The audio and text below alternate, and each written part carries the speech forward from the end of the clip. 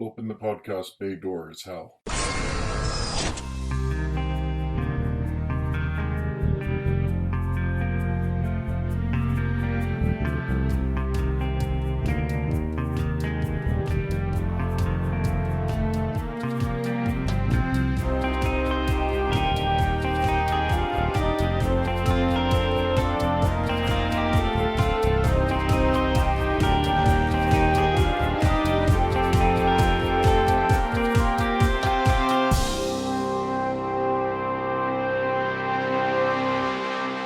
Hello everyone, and welcome to episode 56 of Welcome to Geektown. I'm your host, Kurt Onstead. I've been a proud geek all my life, being into role-playing games, board games, sci-fi, fantasy, and especially superheroes and comics. And I want to help others join me in those pursuits. But I've found that sometimes people can get overwhelmed or feel left out because they don't already have what some consider the requisite knowledge to be considered a fan. And that's where Welcome to Geektown comes in. Here, you can ask your questions without feeling like a gatekeeper is calling you out for not yet being fully versed in every aspect of your new interest. This week, we're continuing our interview with writer-editor Professor Evan Skolnick, who has had a career in both comics and video games over the years. As I mentioned in part 1, I'm going to be releasing this interview in parts, each episode focusing on a different portion of his working life, keeping to a weekly schedule instead of my usual every other week, until all the parts have been released.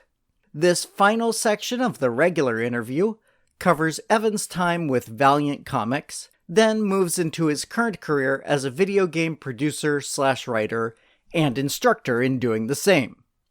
This is the longest portion of the interview, so let's just jump right in.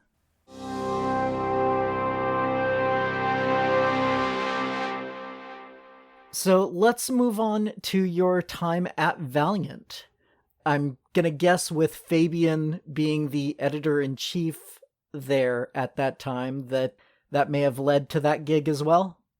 Yes, we had established a really good working relationship at that point, and when he came in to lead that effort, he told me almost immediately that he wanted me to come on board as well and to kind of oversee the license, the Acclaim Young Readers project that he was working on to get young people reading comic books again, because Marvel had, I think the feeling was that the industry as a whole had kind of stopped trying to get young readers in and just kept catering to the dark and gritty readers who were getting older and older, and you weren't kind of replenishing the up and coming readers. So I came in as, I think the title was executive editor. Basically, I was focused on I did end up working on some of the Valiant books as well, XO, Man of War, but mostly I was focused on the licensed material.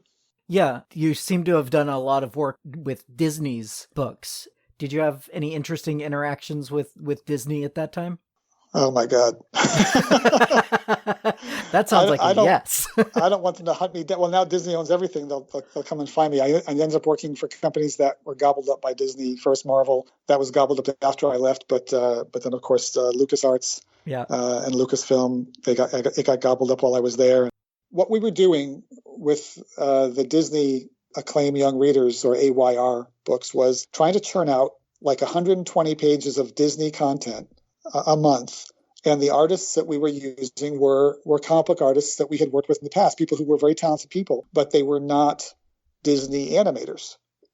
And what we found was the bar at which that was set by the Disney licensors was extremely high and extremely persnickety and detail-oriented, and things that they would notice things that we would never have noticed. And we were trying to explain that we had a schedule. This is going to get shrunk down to half its size. This thing you're pointing at is literally going to be a dot on the page by the time it prints. It was challenging to kind of get that material approved. The artwork especially. The stories were no problem, but the artwork, we would get stuff back with having someone put a vellum over the page and redrawing most of the characters and showing us how they move and everything. And These people were very good. I mean, these people knew their stuff, but there wasn't a lot of understanding that we can't hire 50 Disney animators to draw these comic books. We need to use comic book artists who are still going to be learning these characters, and there needs to be some wiggle room. I remember very, very distinctly having a conversation with the licensor on the end, and he was a good guy, and we had a good relationship, but he says, well, when you worked at Marvel, wasn't there a Spider-Man style guide? And I said, no, there wasn't.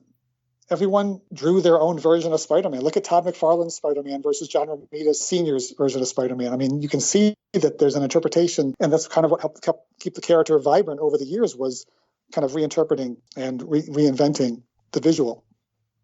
The idea was like completely foreign to someone on that end, because people we were dealing with generally were the people who would be approving lunchboxes and prints on T-shirts and things, as opposed to visual storytelling with characters moving dynamically and whatnot. So it was definitely, if I hadn't already been bald at that point, I definitely would have lost my hair through that process. Yeah, it was challenging. And, it's their job to protect their IP and the quality of everything they put out. I totally get that. It was just, there wasn't a lot of wiggle room for the fact that we were trying to produce so much content. You mentioned Exo Manowar as one of the Valiant Universe properties you worked on, and you got to work with Dwayne McDuffie on that, who unfortunately is no longer with us, but is one of my favorite writers. Do you have any stories about your interactions with him? Yeah, Dwayne was one of the smartest people I've ever met. He was such a great guy, and we were friends. And he was also the guy that convinced me that you could come to Marvel and within 6 months sell a new series. It was his fault that I kept pitching Turbo, because he came in and pitched Damage Control, which was a brilliant idea, and they approved it. And so when people would say to me, you can't come to Marvel and just pitch a new series and get it made, because that doesn't happen. And I would say, well, Dwayne did it. Oh, well, that's different. That's a fantastic, he had a fantastic idea. And they were right. It was such a great idea. They had to make it. But I had worked with Dwayne a number of times by that time. And he's just had such a great take on, so many things, but especially the human technology connection, because he had a lot of personal experience with that in his previous career. He had worked in technology. And so as soon as I got control of that book, I wanted Dwayne on it. And so made that happen. And, it was a short run, unfortunately, on that series. But yeah, it was fantastic working with him. And then later on, years later, I worked with him. I hired him to work on a kind of a prototype video game that I was working on for a client. And of course, I was just absolutely stunned when I heard he had passed away. It was very, very sad. Yeah.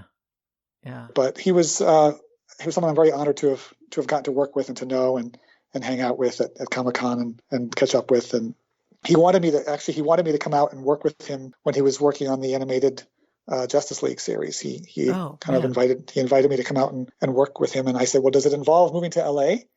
And he said, well, yeah. And I said, well, I don't think so. I can't do that. Can't do LA. So, but I was very, very flattered by that he would even think of me with regard to that. Yeah, that's a great honor. He picked out some great people to work with on Justice League and Justice League Unlimited. To be offered that position is definitely a feather in the cap. So you started at Marvel back in the late 80s into the early 90s when the collector's boom was just kind of starting. And then by the time you were working at Acclaim, it was definitely more post-bust. Can you kind of compare and contrast what it was like during those two eras? Yeah, well, I mean, I was there. Yeah, I was there through the whole thing, the boom and bust, and it was a very strange time because those of us on the inside knew what was happening. It was a freight train that no one could stop. In editorial, the editorial was just growing. The sales were going through the roof. No matter what we put out, it would sell. We used to joke that if we put a polybagged blank comic book in a bag with a cover, it would sell, and no one would ever know that we didn't print anything inside because they keep it in the bags. Like it was like printing money, and most of us sensed that it couldn't last, and there would be a price to be paid for it, and yet no one could stop it. It was making so much money, and every quarter, when Marvel became a public company, that changed the tone of the company and the culture in a way that we had to make more money every quarter. So, multiple covers and foil covers and prismatic foil and embossed this and glow in the dark that. And, on the inside, we just knew that when X-Men #1 came out and it sold 1.5 million copies, that most of them were being bought by speculators. And we also knew that it would never be worth anything because everyone was collecting it. And there were so many copies. But so we knew that eventually the market would figure this out. And of course, eventually it did.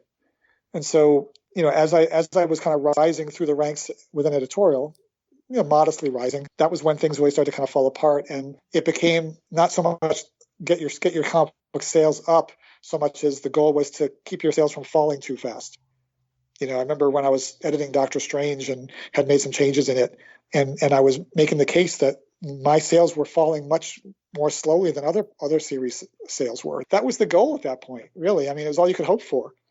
It was a terrible thing to see, and we knew that eventually they were going to have to reduce the size of the very large editorial staff that they had built up to support that massive amount of content. And so I was part of the first wave of layoffs, and I kind of had volunteered for it to a degree because I was getting a lot of freelance work at that time, and I knew that others weren't. But it was still a shock, and that downward spiral kind of continued for quite a while. My freelance work started going away, and that was kind of when Fabian moved over to Acclaim, and that was my last kind of work in comic books was at that company for the most part. So it was like Marvel was having these huge Christmas parties at the Hyatt Regency Ballroom and ice sculptures of the Hulk and whatnot, and just like money was just everywhere, and we just knew that we knew it was a bubble. I remember Kyle Baker did a short story in Epic Light, which Fabian and I were editing, and it basically was just laying out the fact that these comic books will never be worth anything. It was right there. We actually printed it, and still people were buying them. Yeah, it was a very different feeling by the time I got to Acclaim and Valiant. It was the same deal. Like, can these books sell enough to justify their existence? So I think most people looking back, the bubble is pointed to as a negative thing that happened in the industry. Do you think there was anything good that came out of that collector's bubble and its eventual burst? I mean, I guess the quantity of work that was required to fill that need meant that a lot of people were getting work. And maybe more people were being let through the door than normally would have been let through the door. And so through that, we discovered some really good talent. But apart from that, I would say no. It would have been better if there'd been more of an even, steady growth and more of an emphasis on acquiring new readers and expanding public interest in comic books. Because that was a lot of that method of getting the mainstream media to pay attention was to kill off a major, well-known character.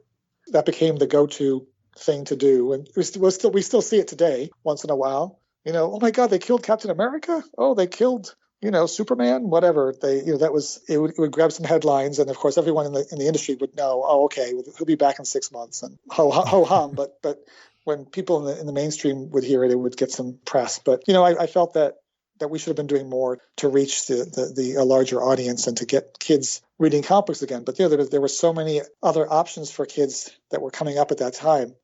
And now, of course, I work in one of them, which is video games, right? So yeah. I saw which way the wind was blowing. So you actually started working on some video game related titles while you were at Acclaim. Was that when you kind of decided to move into video game writing as your next career path? Well, actually, it goes all the way back to Marvel. I edited the Double Dragon limited series at Marvel, which was a licensed series, and I hired Dwayne McDuffie to write it. Or I think Fabian. I was the associate editor, and I think Fabian may have. Anyway, the two of us agreed on that. But yeah, when I was at Acclaim, of course, Acclaim, the video game company at that time, had bought Valiant Comics, and so there was more of a synergy happening between the video game side and the comic book side. And eventually, I began working on some of the strategy guides. As the comic book industry continued to kind of dwindle, our publishing arm became, in addition to also dwindling in size, we were kind of reallocated to work more on video game strategy guides. So that was when I first got more involved in understanding how video games are made. But it was on the publishing side. So there's a publishing side of video games, and there's a developing side, the developers. And so Acclaim headquarters in Long Island, that was the publishing arm. So I wasn't really sitting down with developers, watching them actually create assets or figure stuff out. But I was still seeing the builds coming in, so the versions of the game coming in that were unfinished, and seeing that process work and whatnot. But to be honest, I really hadn't considered going into that field at that time. certainly not as a writer. I didn't see it, and I didn't imagine it being something I would do. So I began looking to get into more of the web and the internet. I thought that was a place where storytelling would be important. And so that was my track after that, was to understand how to manage technical projects. And so that was what I did after I left Acclaim, is I worked at like a web and CD-ROM development shop that basically catered to corporate clients, and helped manage the creation of web pages and CD-ROMs and presentations. And, I brought my own creative spin into these things, and the company really enjoyed that about me. The client would come and say, we want to do a presentation about our new heart monitor system, but we love science fiction. I would say, okay, let's make a movie. let's make a 5-minute science fiction movie, and it'll be all CGI, and their eyes would just light up. And so the corporate people I worked for were like, who is this guy? What is he doing? He's got our people making movies. And so they really liked that. But what that meant was, it was the kind of company culture where if you did something good, they just piled more stuff on you until you basically broke. So they just kept piling more and more projects on me until I couldn't do a good job. And I got very stressed out. So I moved on from that into interactive development of digital collectibles at a company called Cyber Action. That was fun. It was more entertainment-based content, but licensed. So like these Major League Baseball cards would appear on your computer, and you would click on them, and it'd be a video clip on the front, and you'd push a button and the card would flip, and you would see statistics on it. You could play little trivia games, etc. And the idea was that they were collectible, that we would only put out a certain number digitally for people, and they could trade them and whatnot. So that was interesting. And then once that kind of folded down, I ended up at a small video game studio in the city called Hyperspace Cowgirls. This was 2 companies in a row where the names made people think I was working for porn companies. But yeah, this was a small video game studio in the city that was kind of transitioning from being kind of a web and CD-ROM shop into being a video game studio. That was when I first became a producer on games, and learned how games are made by actual game developers. And that was my entree into what's been the last almost 20 years of my career, which has been working in video games. What are some of the big differences between writing for comics and writing for video games? Well, there are some similarities in terms of genre and the audience and kind of power fantasies and things like that. Mm-hmm. But there are some really important differences about writing for games that are different from every other storytelling medium, not just comic books. Each medium has its own individual things that are unique to them, but games are kind of like this way out there. And that's because of the aspect of player agency and also the possibility of branching storylines and player choice. So when I write a scene in a comic book, I know exactly who's going to be in the scene. I can dictate who's going to be in the scene. I can dictate every single thing about that scene. I have complete control of the characters and everything about it. But in the game, the player has control. And I don't know necessarily what that player is going to do in that scene. And I don't know, or have to account for what the player has already done in the game that might be different from other players, other things they've picked up, other people they've talked to or haven't talked to. And I have to write around all those possibilities. So that's one of the differences. There are many others, but probably the fact that you're letting a person into your story who may or may not be on board with what that character would really do. And you've got to account for that and go with it and kind of co-author it in a way with the player and make them feel like they're driving the story as opposed to you're driving the story. It actually reminds me a lot of DMing. You have to have an idea of where things are going, but at the same time, be flexible enough that if a player decides to go off in some direction, that you can follow with them and lead the story that direction as well. Yeah, and that's why I said my game writing students often tell me that the things I'm teaching them are applicable to being a DM because of the improvisational manner and letting the players control and drive to a certain degree the story. But the difference between a tabletop role-playing game like D&D and a computer game or a video game is that you don't have a human mind on the other end improvising on the spot. You've got a program that can only respond to certain things. And so the limitations on what we let the player do are imposed because we can't support every single thing that they could think of. Of course. Yeah. And so you've got to work to try to anticipate what the player will want to do, what most players will want to do, what different choices we can give them that might be appealing to different kinds of people at different points, and how does the game react to that? In D&D, we give players choice. If you can think of something, you can do it, right? Mm-hmm. Pretty much. I mean, obviously you can't cast a spell you haven't learned, but if you say, I'm going to get up and leave this bar right now, and I'm going to go to the town's jail to see who's there, you can just do that. And the DM has to suddenly invent who's going to be in the jail and, figure all that stuff out on the fly. But in a game, we probably wouldn't let you do that.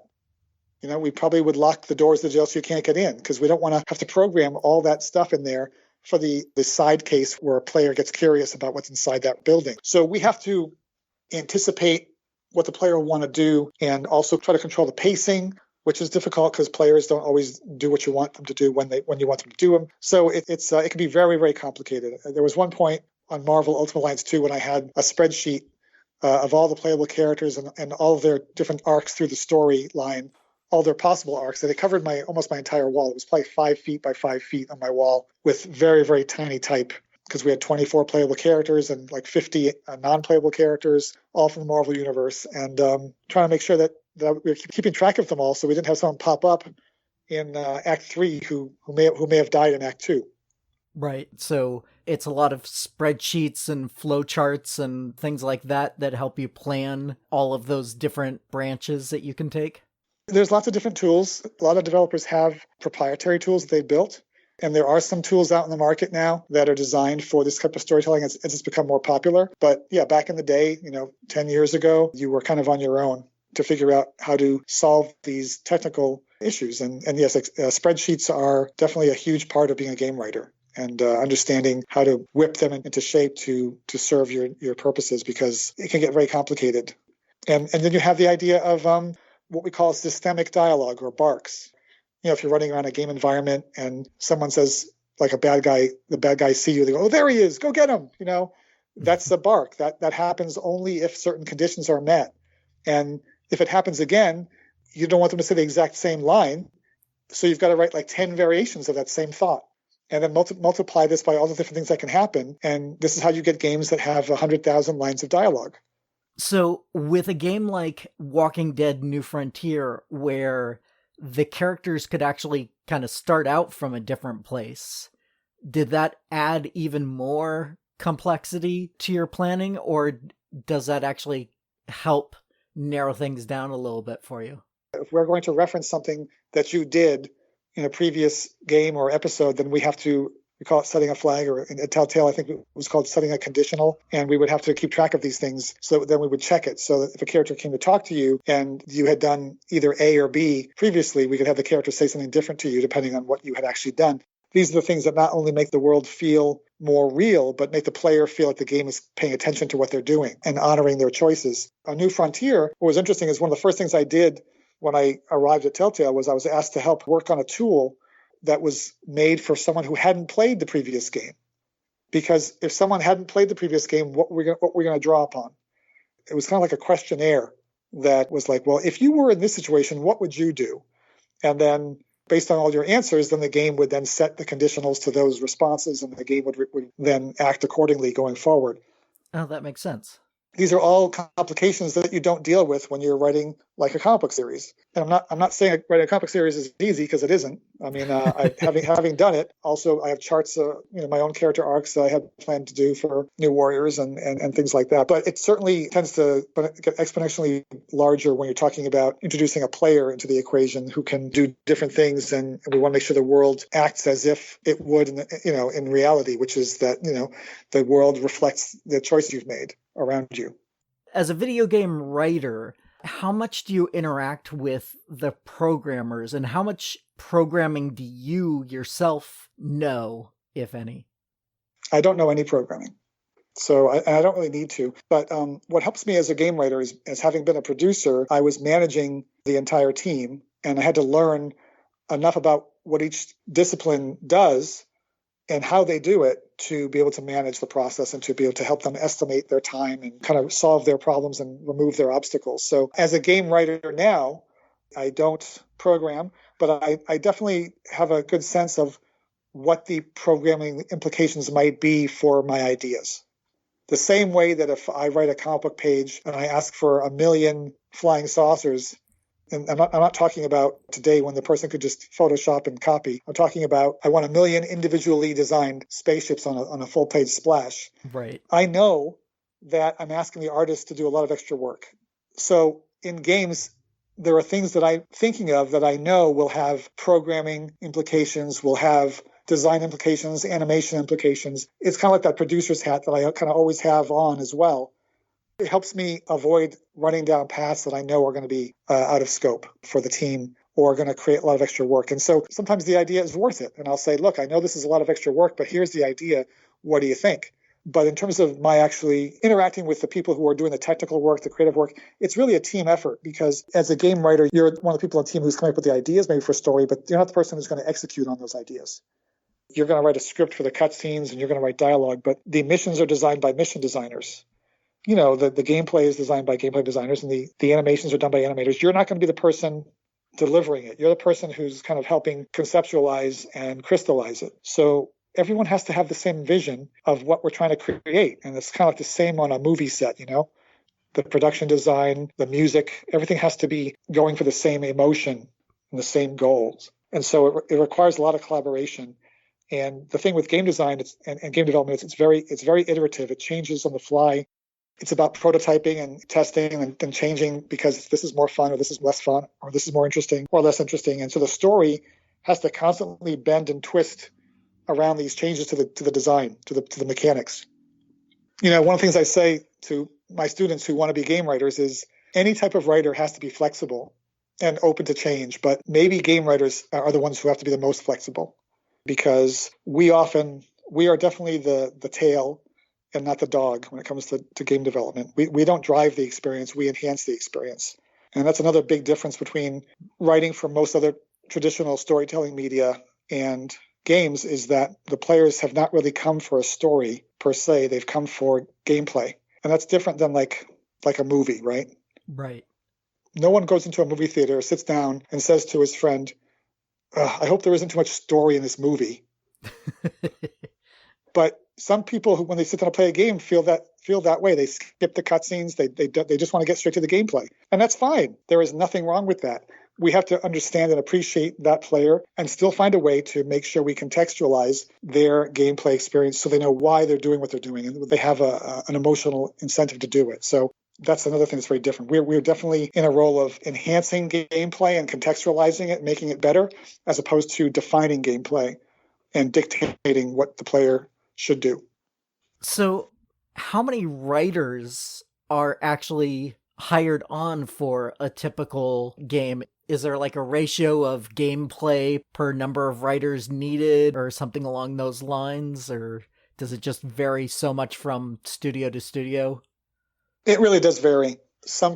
Many projects just have one person focused on that. Many projects have no one focused on that. It's just one of the many things a designer has to do, although that's kind of becoming less of the norm. But a lot of times when I come onto a project as a contract writer, the team has already done a lot of story development themselves, and then they've come to a point where they feel they need some help. They need someone to come in and kind of shore that aspect up. And so you're kind of jumping onto a moving train and also being asked to help lay tracks in front of it without it stopping. Whereas on a larger project with tens of thousands of lines of dialogue, you're gonna definitely need more than one person. And I've worked on teams up to about 5 or 6 writers. Telltale projects usually had a team of 2 or 3 writers per episode and more of them across the season. On Marvel Ultimate Alliance 2, there was a narrative designer named Jonathan Mintz who did fantastic work, and we were kind of like partners in crime. We had a junior writer on staff, Alex Kerr. And then we had 2 contract writers, and they were actually Marvel writers that I had recruited, partially because of their proximity to our offices, and of course, mainly due to their talents, and that was Ron Mars and Todd DeZago. You know, we knew they would hit the Marvel voices, get them right, and be authentic on that front. So we had essentially a 5-person team on that project, and we had about 15,000 lines of dialogue that had to be written. And so, yeah, it varies depending on the scope of the actual narrative content, not necessarily the length of the game itself, more the scope. How big is the world? How many characters are there? How many cutscenes do we have? Is there systemic dialogue? Are there barks? You know, it all kind of factors into how many people you're going to need to do that. You've mentioned Ultimate Alliance a couple of times, Ultimate Alliance 2, and then you've also worked on some Batman games, Guardians of the Galaxy, and I see the Marvel Heroes MMO. So, you've probably written more comic book characters than a lot of comic book writers have at this point.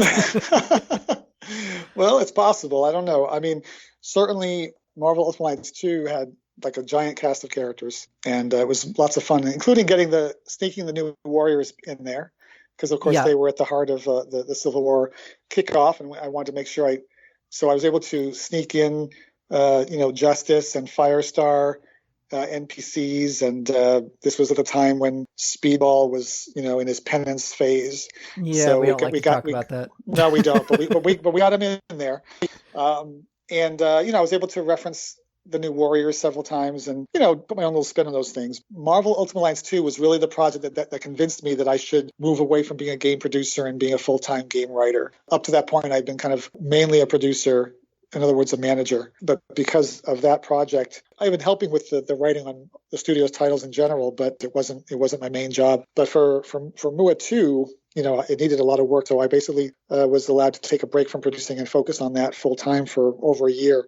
And I enjoyed it so much that I realized this is what I should be doing. It allowed me to combine my two careers up to that point, my career in comic books and writing, and then my career as a producer of games who understands how games are made. It put me in a unique position, not unique, but certainly a good position to understand how to write for games, because I wasn't just coming to it as a writer, I was coming to it as a game developer. When you work on comic book related projects like that, does it ever get you nostalgic for your time in the comic book industry, or is it such a different experience that it doesn't remind you of it at all? No, it definitely does. And, there are times when, I miss the relative simplicity of writing for comic books.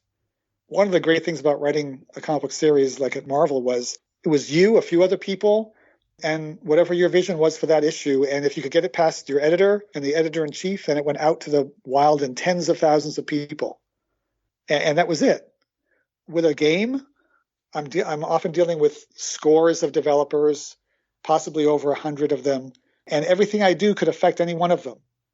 And to say nothing of the fact that the ideas I have may not technically be possible, or they may be possible that this particular team does not have the expertise to pull it off in a convincing way, does not have the animation ability to make this subtle thing that I want to have happen on a facial expression, for example. So there's so many factors that go into writing for games that there are times when I really do miss just writing a 22-page plot and sending it off to a great artist like Patrick Zerker and having it come back and writing script and then basically being done and waiting for it to come out. There's definitely an appeal to that kind of more streamlined process. I'm not saying it's easier, because of course it's not easy at all, but it's certainly simpler. And I do kind of have some nostalgia for that now. Yeah. Well, anytime you want to get back into it, I know at least a few readers who would be happy to see your name on the credits page. I'm not sure I could get back in at this point.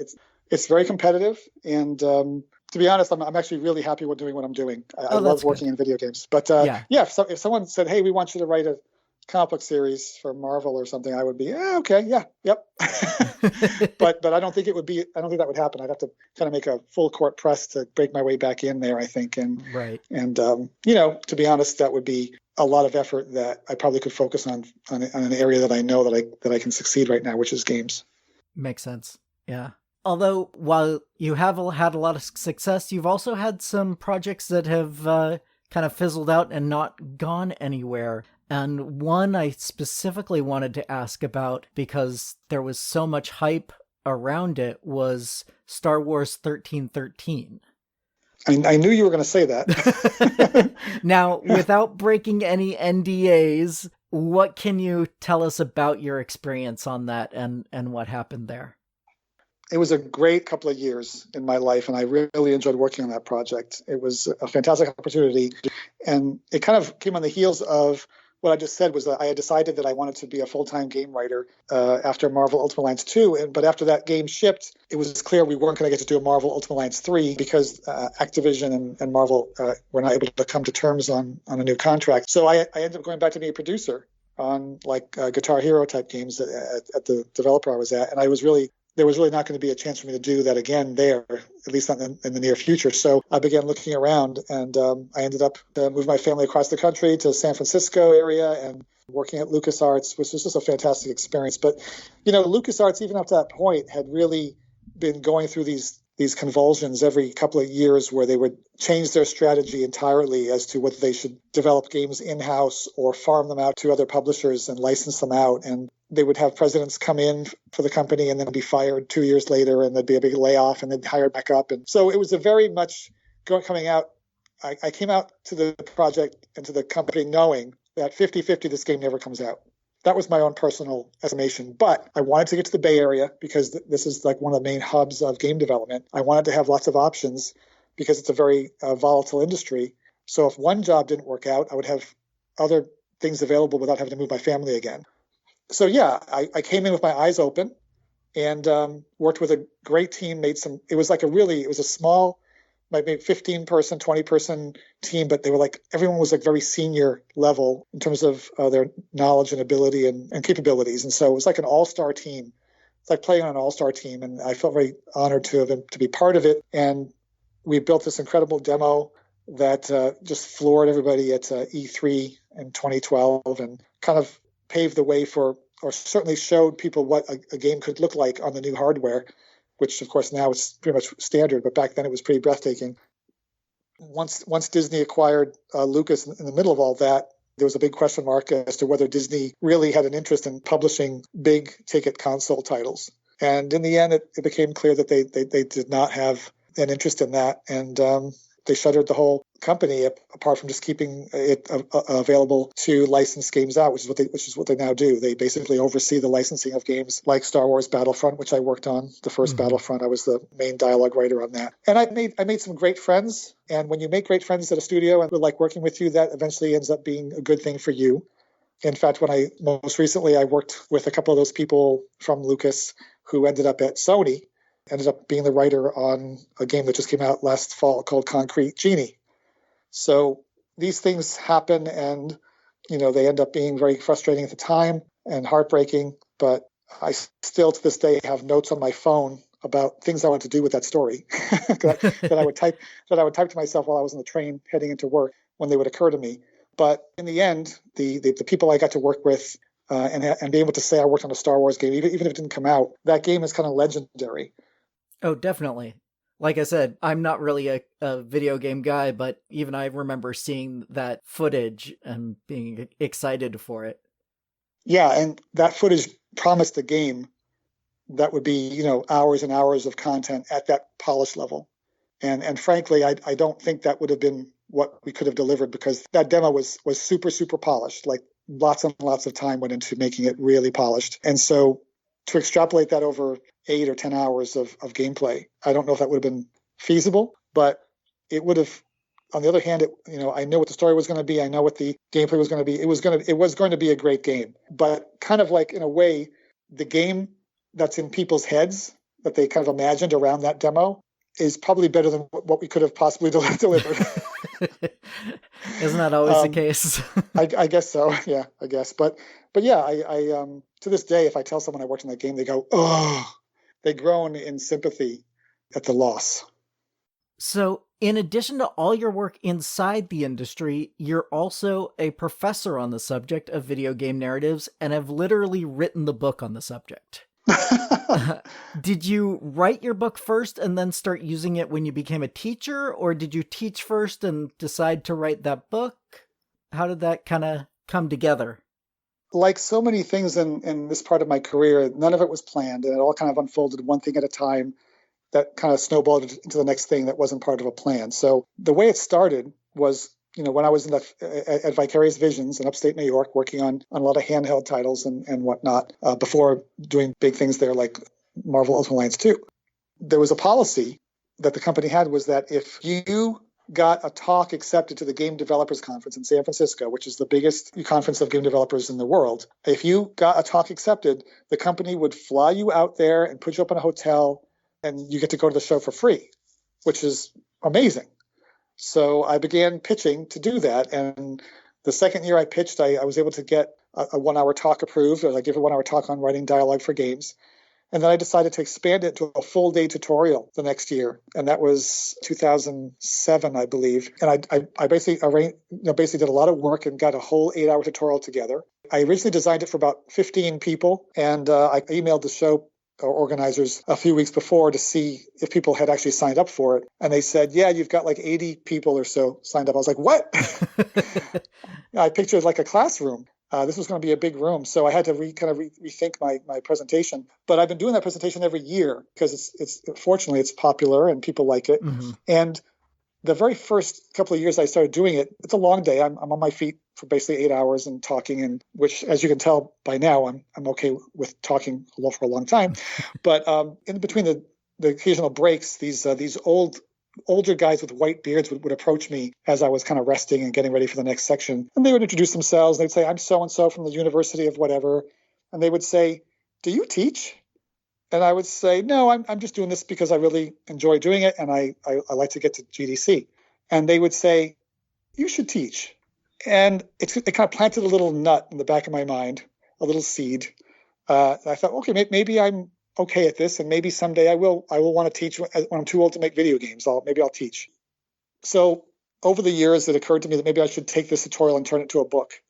But being an inherently lazy person, I thought, well, I'll have to get an agent, I'll have to write proposals and blah, blah, blah, and I have no deadline, and it wasn't happening. And then a Random House subsidiary got in touch with me and said, hey, we're looking for new books for this line, and we thought, would you want to turn your tutorial into a book?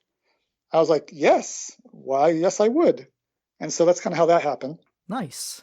So the book came out in 2014, I think. And shortly thereafter, I saw an opportunity to teach in a game writing program in upstate New York, kind of right where we used to live. So I was in a position where I felt I needed to look into that. And I got it. And I taught there for a year. And I loved it. But it ended up being just a 1-year arrangement. And they weren't willing to offer me a longer contract for reasons that I won't go into. Anyway, so I moved myself back to the Bay Area with my family who had been here the whole time, and tried to find a college out here that would want to have a similar program. And that's where I eventually ended up at Cogswell College. So none of it was part of a plan, but it was just one thing after another. One thing led to the other. I think that book was a big part of what helped me get that first teaching job. If you publish a book, it certainly helps. Yeah, that makes total sense. So you said Cogswell is where you're teaching now. So what would someone who's wanting to get into that program, what should they expect? What's the basics of the program? So the idea is that we train you as a game designer first, with game writing as your special extra power. Because as you kind of may have noticed, the number of game writers or narrative designers on a team is very small compared to the rest of the team. Mm-hmm. And so it's a very specialized role, and a lot of people want to do it, like a lot of people. And so the competition is very fierce for these few positions that are advertised for this kind of works. Whereas game designers is a more generic role. It's more commonly required of any project, and more of them required on a project. So we train people in this program students in this program to be game designers first. So they learn how game theory works and how to design mechanics and how to design levels and et cetera. And then on top of that, we layer in the storytelling aspects, taking you all the way from basic storytelling concepts all the way through creating your own game stories and also simulating what it's like to be on a large game team, writing, for example, cutscenes or barks. And of course, and so I try to make it feel as much like an actual real world scenario as I can.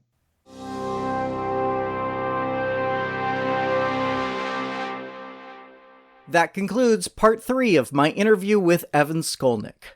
We wrap up with Evan next week with a few questions from listeners. Speaking of which, if you have any questions for a regular episode of the show, go ahead and send me an email at welcometogeektown, all spelled out, @gmail.com.